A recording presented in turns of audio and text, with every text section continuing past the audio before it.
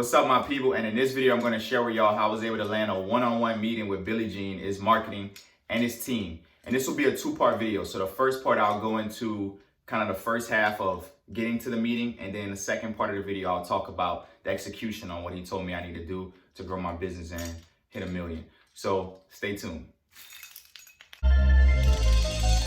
Jamal, man, this meeting is crazy.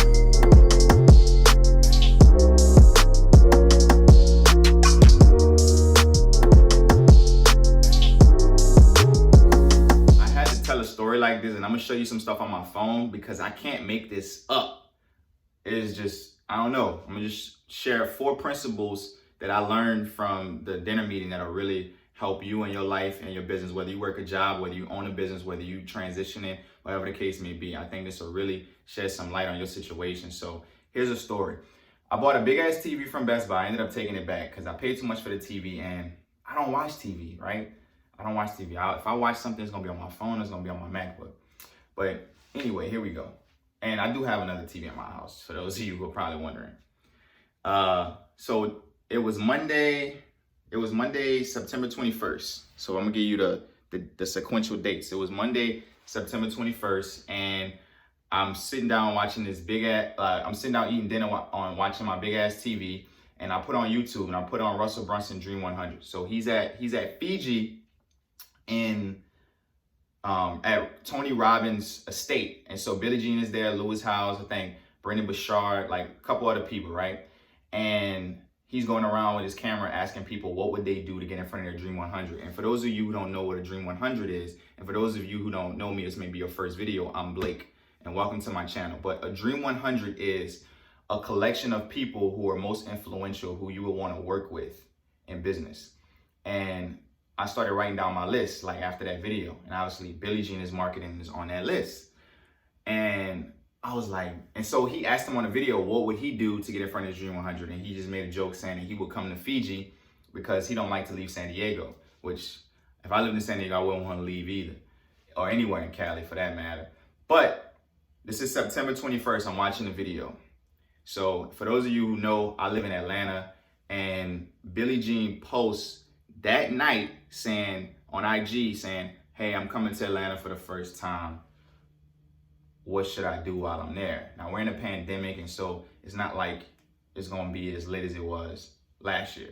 So I'm like, damn, he coming to my city. I gotta link up with him. And for those of you who don't know, I've met him twice before. Went to but it's both been like at his studio in San Diego. So I'm like, I gotta meet with him. So he has these calls on Tuesday, and we got to talk on the call, like the live call that he has with a big group. And I was like, yo, you coming to Atlanta?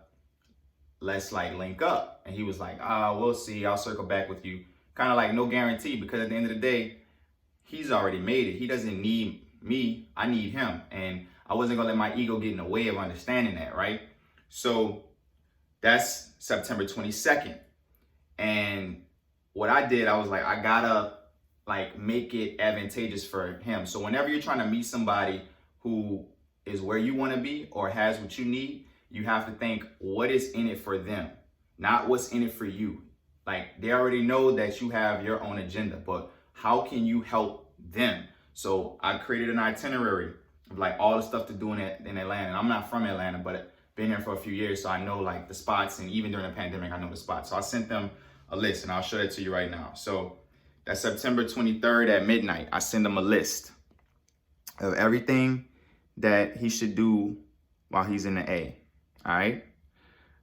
So again, don't let your ego or arrogance stop you from winning. Because a lot of times as men, especially, we have an ego and we get arrogant when things don't go our way. So he didn't respond, right? And so I hit him up again on the 24th. So that is, let's go back to the dates. That's Thursday. So I think he got in town Thursday, but obviously got 1,000,001 things going on, got an 8-figure business. This is not a priority for him. And I understand that. So with that being said, I'm like, what's up? So I said, good morning, homie. are you rocking with the offer? Because I made an offer, like I was gonna record a video because it took me a while to get results. I wasn't one of the first people to get results. Like I had to like be very, very persistent, right? And he was like, thanks for the taking the time to send all this. I'll keep you posted. So again, no guarantees. Fast forward September 25th. And so I sent my signature emojis. And then I said, what's up, bro? No hard feelings if we can't link up in Atlanta. But if there was a time today, when would that be? So I kind of made this conditional statement like, yo, if there was a time, when would the time be? And he was like, we may be grabbing dinner around 5. Like, I'll show you. We may be grabbing dinner around 5. But not 100%, but might. So again, no guarantees. But in my mind, I'm like, I probably know where he's staying at based on me knowing the city of Atlanta. So I'm like, he's probably staying in Buckhead. And I had just moved out of Buckhead. So I'm like, I got to stop what I'm doing and get my ass to Buckhead. Because whenever he says, let's go, I want to be ready. So I had already got dressed, got in a car, hopped in the express lane, was already heading to Buckhead. And so I hit him up. He said, hit him up around 5. So I hit him up around 4:45. And I said, just checking in. Where do you plan to eat dinner? And so I'm just assuming that I'm gonna meet with him. Like at this point, I'm like, yo, we gotta meet. I'm assuming you're gonna meet. You came to my city, and I want it to be different from everybody else to get in with someone from my Dream 100. So he's like, we're eating at Ruth Chris Buckhead if you wanna come. So I said, for sure. I said, I'm 10 minutes away. Boom. And so we got to link up. He threw that on his story. So I'm saying all that to say is you have to be persistent and you have to have the right mindset. So now in the next video, I'm going to break down the dinner, but I just want you to know that if I would have just been like, man, he not really trying to, he not trying to link up with me. He just being modest about it. Like I could have gotten my own head and missed the opportunity to have a one-on-one dinner that led me to where I am right now in business, of being able to have confidence to get clients from an ad, being able to close them. So these are all things that you have to do, but I'm gonna tell y'all, you miss 100% of the shots you don't take, and you can't win if you aren't in the game.